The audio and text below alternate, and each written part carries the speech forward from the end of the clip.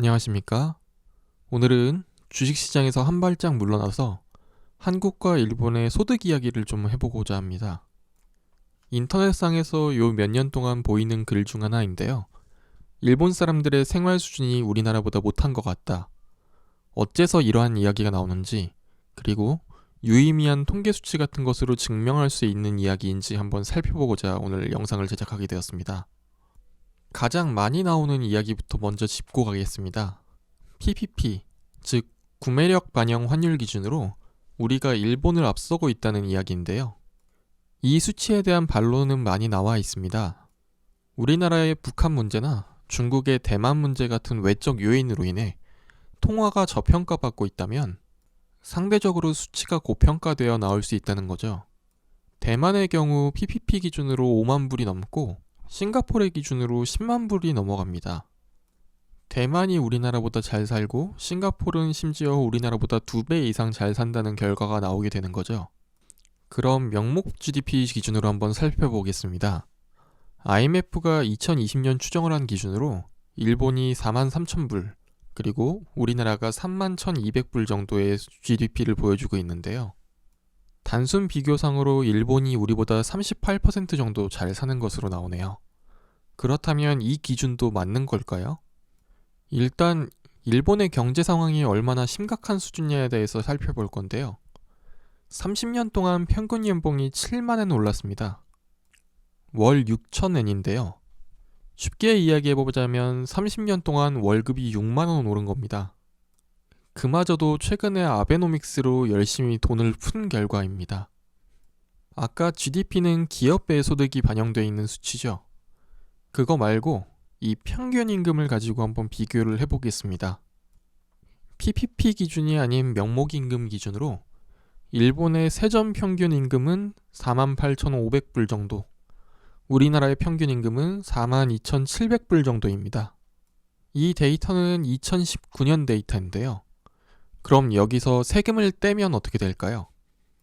아까 6,000불 가까이 됐던 격차가 37,215불 대 36,154불로 1,000불 정도로 줄어듭니다. 이거 1년에 100만원 수준인데요. 그래프를 보시면 2015년부터 거의 두 나라의 임금 격차가 근접한 상황인데 2020년 코로나로 인한 일본의 역성장을 반영하면 적어도 작년 데이터는 양국 노동자의 실질 평균 임금이 이미 역전되었다고 봐도 무방합니다. 그렇다면 양국의 세전과 세후 임금이 왜 이렇게 많이 차이가 날까요? 바로 이 국민부담률 때문입니다. 국민부담률이란 국가에 내는 국세, 지방세와 그리고 4대 보험을 합친 부담률인데요. 우리나라의 경우 대략 27%에 머물고 있는 이 국민부담률이 일본의 경우 2019년 기준으로 43.8%, 그리고 작년인 2020년 기준 44.6%입니다. 이 일본의 국가 부담률은 동일본 대지진으로 인한 피해, 특히 후쿠시마 원전 등으로 인한 피해가 가져온 데미지로 인해 2011년부터 급격히 올라갔습니다. 안 그래도 고령화로 인한 데미지가 있었는데 말이죠. 양국 직장인이 대략 월 250만원, 그리고 25만엔을 받는다고 가정하고 산정한 급여 공제액입니다. 가장 크게 차이나는 항목이 국민연금인데요. 거의 2배 정도 차이나네요. 일본 엔화의 10배를 하면 한화와 거의 비슷하다는 점을 생각해 볼 때 같은 급여를 받더라도 일본인에 비해 한국인의 소득이 10%가량 더 많은 것을 확인할 수 있습니다. 저 국민연금에 대해서 우리나라 사람들도 상당히 불만이 많은 편이고 정부를 불신하고 있지만 일본인들은 더더욱 불만이 많습니다. 쉽게 말씀드리면 나라를 못 믿거든요. 일본 정부가 국민들의 뒤통수를 세게 후려갈긴 적이 20세기에만 2번 있습니다. 첫 번째는 관동대지진과 관련되어 있는데요. 1923년에 수도권에 대규모 지진이 일어났는데 이 피해에 대한 지원을 단순히 은행에서 빌린 돈의 대출금 만기를 연장해주는 방법으로 질질 끌게 됩니다. 그러다가 4년 후인 1927년에 이 문제가 본격적으로 터지기 시작하자 처음에는 무시를 했는데요. 사진과 같이 사람들이 은행을 못 믿기 시작해서 돈을 찾으러 은행으로 몰려들기 시작하니까 돈을 그야말로 무제한으로 찍어서 막아냅니다.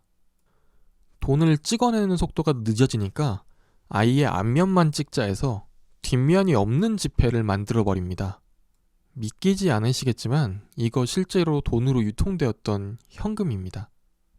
당연히 물가가 미친듯이 뛰기 시작했겠죠. 여기에 미국 대공황까지 겹쳐서 도저히 일본이 못 견뎌서 시작한 게 제2차 세계대전이라고 보시면 됩니다. 두 번째 뒤통수는 전쟁 직후인 1946년에 일어나는데요.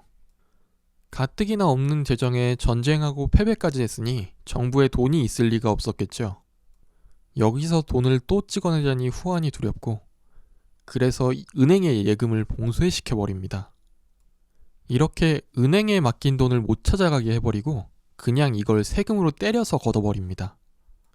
약 5년 가까이 은행에다 돈을 묶어버리고 그나마도 절반 가까이 세금으로 떼서 절반밖에 못 찾아갔는데, 이 기간 물가 상승률까지 감안하면 약 5분의 1로 줄어든 돈을 받아갔다고 하는데요. 현재까지 일본 노인들이 은행을 잘 못 믿고 신용카드 안 쓰고 현금 좋아하는 거 다 이때의 트라우마입니다. 이러한 상황에서 나중에 정부가 연금을 준다는 이야기를 일본 사람들이 믿을 수 있을까요? 다시 돌아가서 급여에서 떼가는 건 우리나라의 2배가 넘는데 그마저도 나중에 정부를 믿지 못하겠는 상황. 하지만 90% 가까이 되는 인구가 정부로부터 원천징수를 당하는 급여 생활자라 이를 피할 수도 없습니다. 명목임금상으로 우리나라보다 소득이 당연히 높아야 되는 일본의 세후임금이 왜 우리나라랑 비슷한 수준이다라고 주장하는지 어느 정도 이걸 보면 이해가 가실 것 같은데요. 자, 이제 남는 돈 다 저축할 수 있습니까? 각종 공과금을 제외해야겠죠. 우리나라가 일본보다 잘 산다라는 주장이 여기서부터 시작됩니다. 일단 전기요금부터 살펴보겠습니다. 공기업에서 전력 관리를 하고 있는 우리나라와는 다르게 일본은 이미 지방마다 전력회사가 민영화되어 있습니다. 그 결과 중 하나가 후쿠시마 원전 사고였는데요. 같은 사용량 기준으로도 적어도 우리나라보다 30% 이상은 비싸다고 보시면 될 것 같습니다. 물론 이 수치 누진세 다 반영된 거고요. 다음은 가스요금입니다. 여기도 이미 민영화 다 끝났습니다. 밑에 한국과 일본 가정용 가스 가격 보이시나요? 한국의 적어도 2배 이상입니다. 수도요금도 살펴볼 건데요. 일본 사람들 물 절약 유명합니다. 가정에서 욕조 하나에 물 받아서 온 가족이 돌려서 이틀 정도 사용하는데요. 절약 정신 같은 것으로 포장하지만 사실 이거 가스값과 물값 비싸서 이런 겁니다. 공식적 상수도 요금은 2배가량, 하수도 요금을 포함한 금액은 차이가 더 나서 3배가량 차이가 나는데요. 앞으로 2022년부터는 이 가격도 더 비싸질 예정입니다. 아베가 한국 갈등 시기 몰래 수도 민영화 법안을 통과시켰거든요. 우리나라 같으면 시위하고 데모하고 난리가 났을 것 같은데 이 조사 결과 보이십니까? 모른다가 63.1%, 그리고 들어는 봤지만 내용은 모른다가 28.6%, 합치면 모르겠다가 90%가 넘습니다. 이것도 몇 년 후에 뒤통수 맞는 거죠. 일본 가보신 분들 알겠지만 지하철 요금 한 정거장 2,000원 정도 합니다. 노선 간 환승 당연히 불가능하고요. KTX 요금 가볍게 2배 정도 찍어주고 있고요. 그렇다면 운전해 가면 어떨까요? 톨게이트비는 우리나라의 4배에서 5배가량 나옵니다. 동일 거리 기준으로 4배에서 5배가량 나오는 일본의 택시비야 워낙 유명하고요. 기본적인 통신요금도 우리나라보다 높은 편인데다가 대략 3,000원 정도 하는 우리나라 택배비에 비해서 일본 택배의 기본요금은 10,000원이고요. 할인을 덕지덕지 붙여야지 7,000원 정도 합니다. 그것도 가장 작은 사이즈 기준으로요.